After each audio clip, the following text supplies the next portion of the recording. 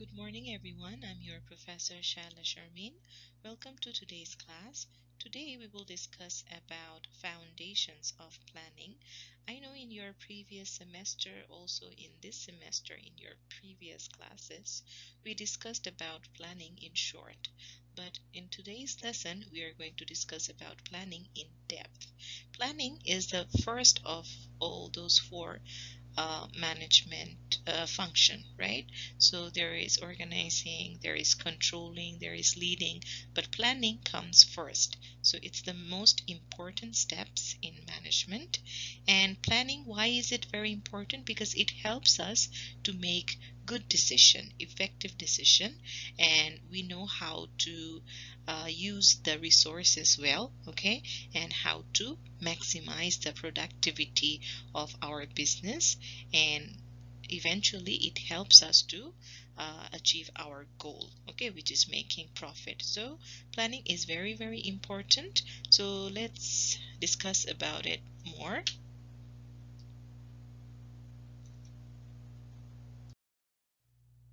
So what is planning? Planning is something that tells you clearly that what is the organization's goal, and it also helps you to fix a strategy for achieving those goals. Let me give you one real life example. For example, you have a goal to do the grocery shopping. Okay, so it might sound like a very simple task that you will go to a department store and buy stuffs, but if you break it down, there are many small tasks involved. You need to get your keys, you need to get your wallet, you need to get your card. If you're driving, then you have to start car, drive to store, find the things in the grocery store, and then purchase it, pay for it, and then again come back home. You also have to think about some difference, like situation. For example, some unexpected situation. What if the grocery store is closed that day? Then you have to come up with another plan to drive to another grocery store. So you have to have one goal, and then you have to come up with a strategy step by step to achieve that goal. That is planning. So we can see that there are two different kinds of planning. One is informal, another is formal. So informal planning is not written down. You don't write it down. It's short term. For example, the grocery store example that I gave you, that is like informal planning. And some are formal planning. Formal planning usually are taken by organizations, okay? So it should be written, it should be very specific, and it should be long term. For example, one organization, their goal is to improve their sales, okay? So the manager of the company, he or she needs to decide which steps are necessary to accomplish the goal. So they need to write the steps down. They have to increase the advertising or not. Do they need to hire more sales staff or not? Things like that. Okay, so it should be long-term focus, that in long run they are going to make profit. Let's talk about the purposes of planning, why people plan. Planning actually provides direction by deciding the goals and objective. For example, buying your groceries from the grocery store, that example. So what do you need? You need groceries because you don't have enough food in your refrigerator. So your goal is to fill your refrigerator with food. Where can you get it? You can get it from the grocery store. Okay, so it gives you direction where to go, what to buy, things like that. Next, planning reduces uncertainty. So as I told you, if you write everything down, what you need from the supermarket, and you go to the supermarket, and if that supermarket is closed, you should come up with the next plan that going to another supermarket that is open. So there is no chance of uncertainty. You always have your backup plan, and you sorted everything you need from the from the grocery store. So there is no chance of uncertainty or mistake. It minimizes waste. So for example, if you plan that I will buy this item, then when you go to the grocery store, you don't have to waste time finding what you need, thinking what should you buy. So if you write everything down before going to the store, it like minimizes your waste of time. You go there, and if you know which store you are going, you directly go there without roaming around in different store. It's minimizing your fuel cost as well. So there are three purposes: providing direction, reducing uncertainty, and minimizing waste. Let's talk about goals and plans. Plans and goals, these are not similar things. There is a difference. Goal means the desired outcome. What do you want in the end? And plan means that how goals can be achieved. What you want, how can you get that? And what kind of resources that you can use to get that. For example, think about one goal of losing weight. You want to lose weight, you want to become healthy and fit. So that is your goal. But can you be fit and healthy just after thinking? No, of course not. You have to come up with a plan. So what can be your plan to achieve that goal? You need to eat healthy, you have to do exercise, okay, you have to avoid sugar and carbohydrate, things like that. Okay, so I hope now you understand the difference between goals and plan. Let's talk about different types of goals. There are two different types of goal. One is financial goals, another is strategic goals. So financial goals are related to the expected financial performance of the organization. In your organization, you want to earn profit. After 1 year, you want to be a billionaire. After 2 years, you want to be multi-billionaire. This kind of goals that you expect from your organization, that is financial goals. And strategic goals, those are the ones that related to all other areas of organization's performance. I want to make my human resource department one of the best. I want to be the best in the corporate social responsibility, something that is not related with money, but the well-being of your organization. Those type of goals are called strategic goals. Let's talk about different types of plans. As you can see, there are four different types of plans. First one is long-term plans. Long-term plans are the one with time frame beyond 3 years.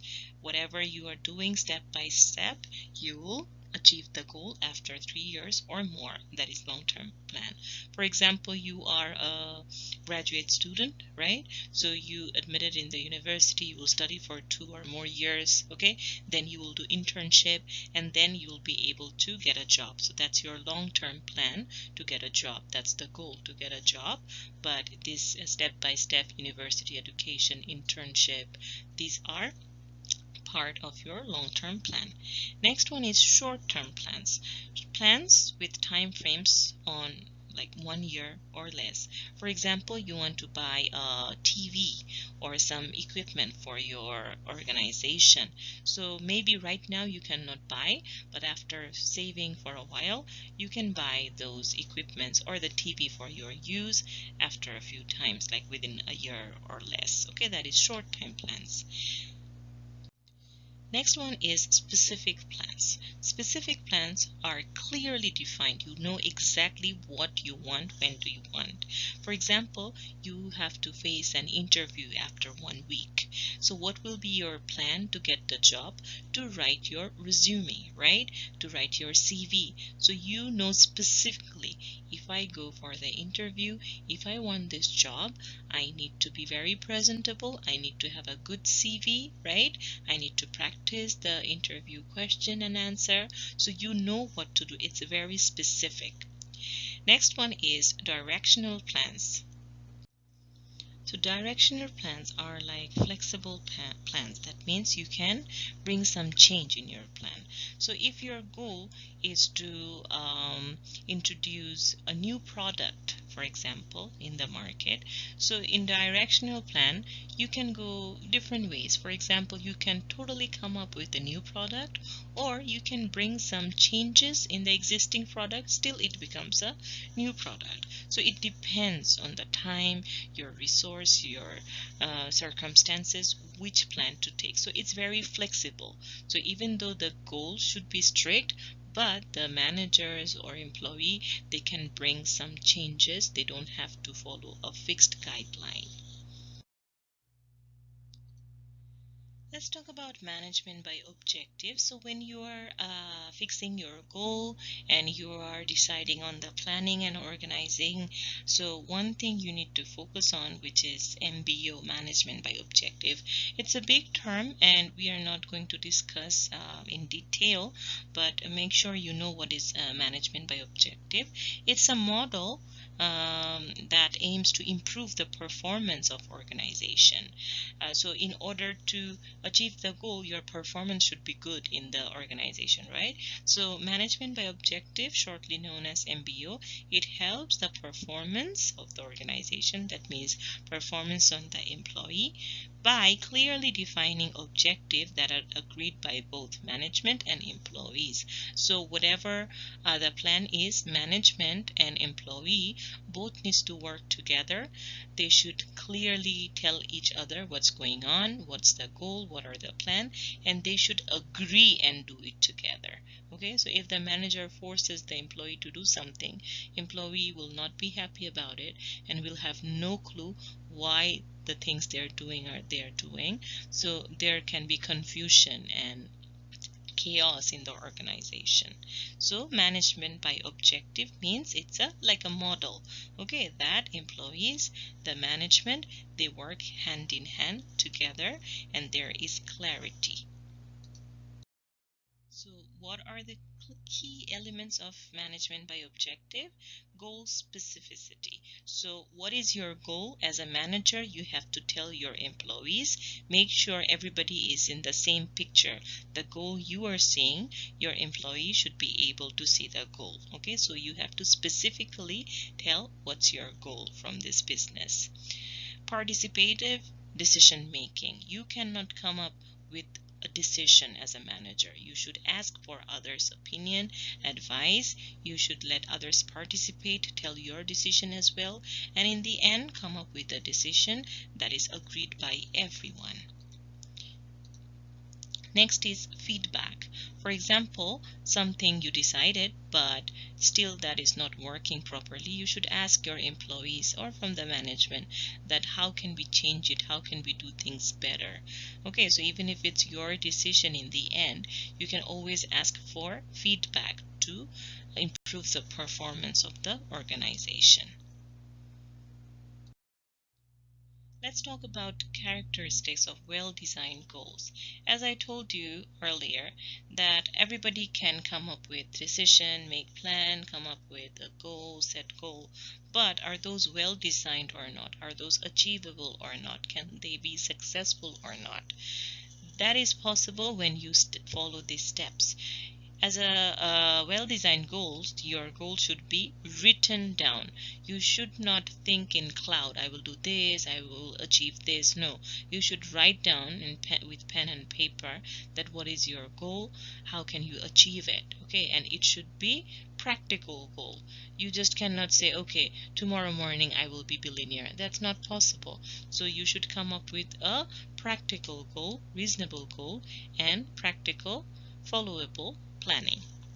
Clear time frame. So there should be time frame. You cannot say, okay, let's see whenever we can make business, make money. Let's wait for our lucky time. There is no lucky time. You have to come up with a frame that this year I will introduce this product in the market. Next year we will try to sell this product in a foreign market, and within the third year we will earn this much profit. Things like that. There should be a time frame when to do what. goal should be challenging yet attainable. So of course, if the goal is very boring, okay, so the employees, they won't find it challenging. People need challenge to grow better.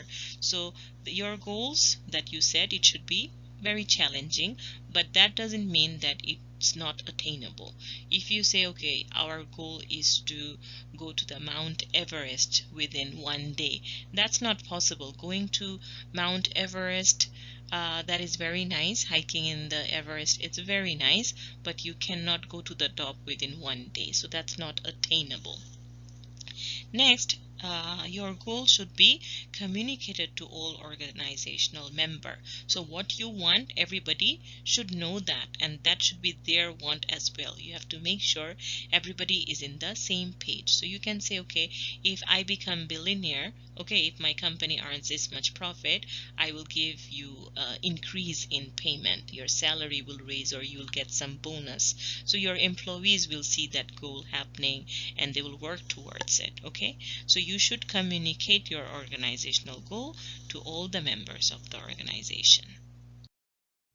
Let's talk about steps in goal setting. So in order to have a well-designed goal, you have to follow these steps. For example, number one, you have to evaluate your available resources. You have to think the resources you have, are those sufficient? Are those enough to accomplish the goal you are thinking about? Let me give you an example about you as a student.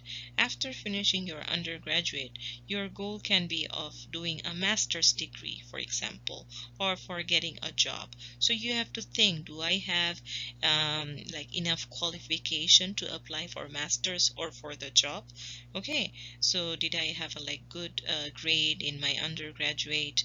The like, do I have enough like internship or job experience to apply for a master's or another job? You have to think about the resources you have, okay, and connect it to the goal. Next is you have to determine goals individually or with others. Okay, you have to see whether your goals are specific or not. So you want to do a job or you want to do a master's degree, but you kept it in your mind, that will not give you the job or the degree. You have to apply in different university or in different job. You have to tell them what are your expectation, and it should be two ways. There should be communication. Okay. Next, you have to write down the goals and communicate them. So is everybody on the same page or not, as I said? So you have to apply to a course or you have to apply to a job, and you should submit your resume. You have to submit your academic papers, okay? And you have to talk to the people who will give you the job or who will help you get the admission in master's degree. So you always have to communicate and see where you guys stand achieving this goal. Next, you have to review results and whether goals are being met or not.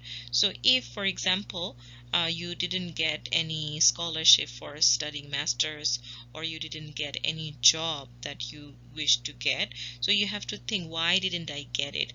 What changes should I bring in my resume? Or if I have to answer the professor or the employer, how should I answer differently next time? What did I do wrong last time? Okay, so how can I achieve the goal that I am dreaming of? Okay. That's all for today. Thank you so much for paying attention. Usually, this week is supposed to be the review week, but as we are not having a paper-based midterm exam next week, we will have one assignment. That's why I decided to introduce another topic to you. So please, online student, pay attention to the class tomorrow, because I will discuss about the assignment that you have to do instead of midterm exam. We don't have paper-based midterm exam this time because of the COVID situation. You just have to submit one assignment, a very easy one case study that I have already uploaded in the report section in the e-classroom.